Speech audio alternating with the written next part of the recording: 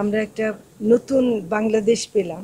এটাতে যেমন শহীদদের অবদান আছে, তেমনি যারা এখনো আহত হয়ে পঙ্গু হাসপাতালে, চক্ষু হাসপাতালে, সরওয়ার্দী এবং মেডিকেল কলেজে চিকিৎসাধীন আছেন, তারা কিন্তু সেই জুলাই মাস থেকে এখনো পর্যন্ত 3 মাস 4 মাস হয়ে গেছে, এবং তারা কখন সুস্থ হয়। বিশেষ করে পঙ্গুতে আমরা যা দেখলাম যে তারা আরও 6 মাস 8 মাস লেগে যেতে পারে পা ঠিক হতে, হাত ঠিক হতে। তো কাজে সেদিক থেকে আমার মনে হয় যে যদিও সরকারের একান্ত চেষ্টা ছিল যে সঠিক চিকিৎসা দেওয়া বা ইয়ে করে, কিন্তু ওদের মনে যে একটা ক্ষোভ হয়েছে, সেটা আমরা মনে করি যে আমাদের তাদের দিক থেকে দেখা দরকার আছে।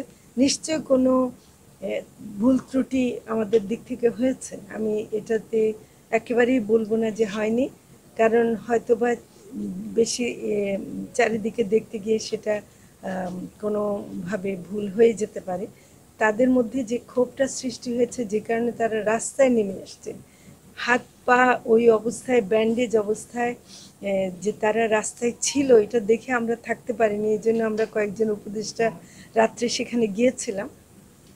তো তাদের দাবি হলো যে তারা আসলে তো একটা হলো যে তারা শুধু যে চিকিৎসা চাচ্ছে তা না, তারা এমনও অনেকে আছে তাদের মধ্যে যারা একমাত্র উপার্জনশীল মানুষ ছিল।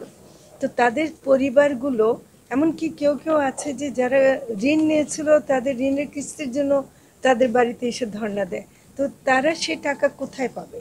তাদেরকে পুনর্বাসনের ব্যাপারটা তারা চাইছে, এবং সেটা আমরা মনে করি যে খুবই যৌক্তিক একটা দাবি।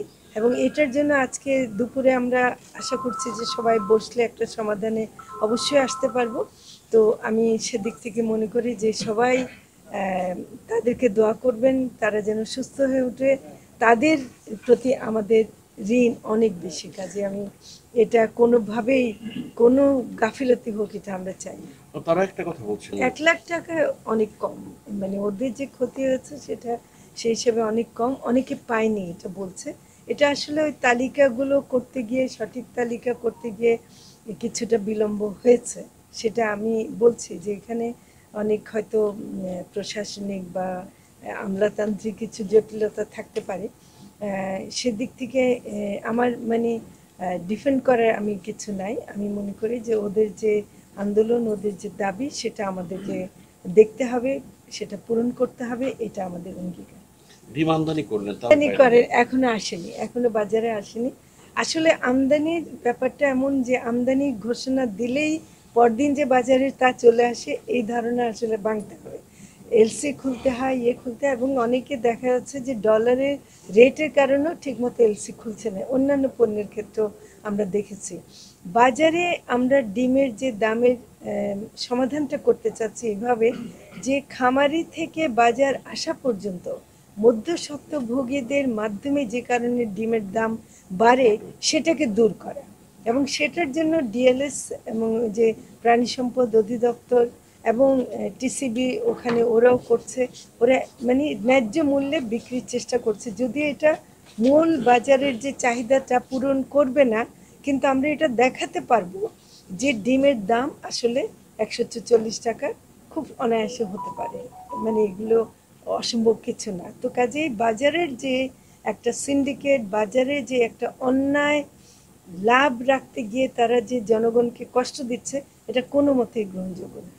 ডিম আমদানি করলে দেশীয় খামারিদের দিক থেকে ওরা আমাদেরকে বলেছে ওরা এটা ক্ষতিগ্রস্ত হবে বলে মনে করে। সো সেটা এই কারণে ডিম আমদানি আসলে একদিনের চাহিদা, যেটা 4.5 কোটি পিস আমদানি শুধু ইয়ে দেওয়া হয়েছে ওই সময় একটা ইয়ের কারণে, কিন্তু সেটাও এখন আসেনি এবং কখন আসবে তার কোনো ঠিক নাই। তো কাজেই এই কিন্তু এটা একেবারেই ঠিক যে ক্ষুদ্র খামারিরা এতে ক্ষতিগ্রস্ত হওয়ার সম্ভাবনা আছে।